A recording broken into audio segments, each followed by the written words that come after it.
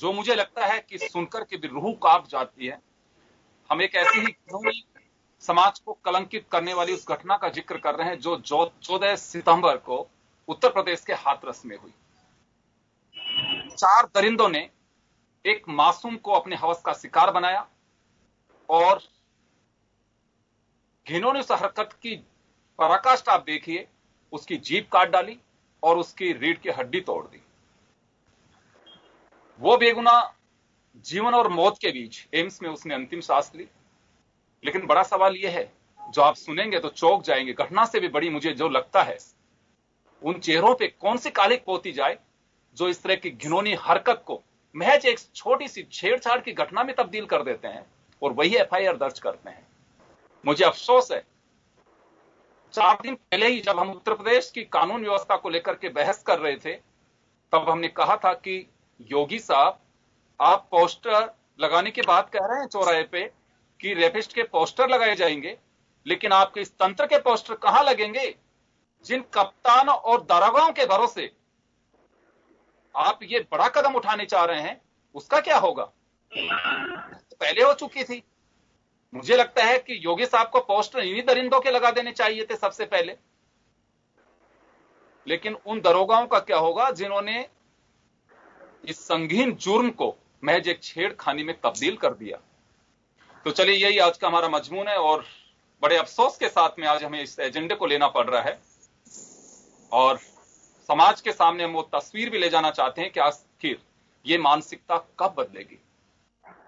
Poster कुछ नहीं बिगाड़ सकते, फांसी का फंदा कुछ नहीं बिगाड़ पा रहा, तो आखिर ये मानसिकता बदलेगी कैसे? सरकार किसी की हो, आज योगी जी मुख्यमंत्री हैं, पहले कोई और रहा होगा, आगे कोई और बनेगा, लेकिन आखिर ये कब तक? तो चलिए, इसी मुद्दे को लेकर आज हम चर्चा करने के लिए हमारे साथ निर्भया जी की मां जुड़ रही हैं दिल्ली से, हमारे वरिष्ठ सहयोगी अरुण मिश्रा लखनऊ से हमारे साथ में जुड़े हुए हैं और अलका तिवारी जी भाजपा से हमारे साथ जुड़ी हुई हैं, आशीष द्विवेदी जी रायबरेली से कांग्रेस से हमारे साथ जुड़ रहे हैं और सुनीत यादव जी हमारे साथ समाजवादी पार्टी से जुड़ रहे हैं। आप सभी का स्वागत है। सबसे पहले मैं आशा जी आपके पास आना चाहूंगा। आपने स्ट्रगल को देखा है, आपके संघर्ष को देखा है और एक बार फिर एक ऐसी ही दरिंदगी इस समाज के सामने फिर आ गई। ये मानसिकता कब बदलेगी? ये मानसिकता तब बदलेगी जब हमारी सरकारों की, हमारी पुलिस व्यवस्था की मानसिकता बदलेगी। जब हमारी पुलिस की मानसिकता बदलेगी, वो सही मायने में काम करेंगे, तब मानसिकता बदलेगी।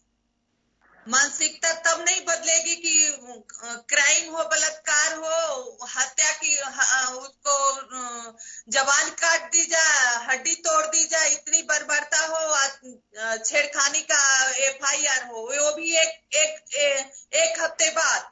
तो घटना हुआ, क्राइम हुआ, उनकी तो मानसिकता गिरी हुई थी, उन्होंने जो करना था कर दिया। लेकिन सबसे तो मानसिकता हमारा सिस्टम का गिरा हुआ है कि बलात्कार होता है तो छेड़खानी का एफआईआर होता है। जब बच्ची मर जाती है तो पता लगता है कि मजिस्ट्रेट का अभी बयान ही नहीं हुआ, अब किसका बयान लिखेंगे, अब तो आपके मुजरिम निर्दोष है, छोड़ दीजिए। तो मानसिकता जब बदलेगी, जब हमारा सिस्टम का मानसिकता बदलेगा, जब मुजरिमों को सजा होगी। अभी आपने बात कर रहे थे कि पोस्टर लगाने से, उनका नाम लिखाने से नहीं उनकी मानसिकता बदलेगी।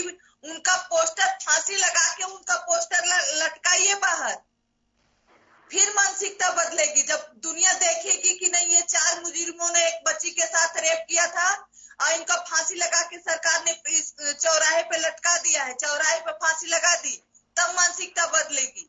जिस तरह से उन सबों ने क्राइम किया है, बच्ची की जबान काटी है, उसकी हड्डियां तोड़ी है, पुलिस उसको थाने में हिरासत में लेके उसकी जबान काटती और हड्डियां तोड़ती, तब मानसिकता बदलती। तो यहाँ तो हमारा सिस्टम का मानसिकता खराब है, तो हम किससे उम्मीद करेंगे? बिल्कुल। जिस तरह से बच्ची के साथ क्राइम हुआ है,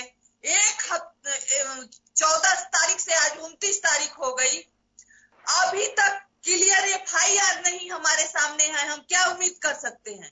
लेकिन फिर भी हम कहाँ जाएंगे? फिर भी हमारी सरकार से रिक्वेस्ट है कि इस केस को अब तो बच्ची इस दुनिया में नहीं है।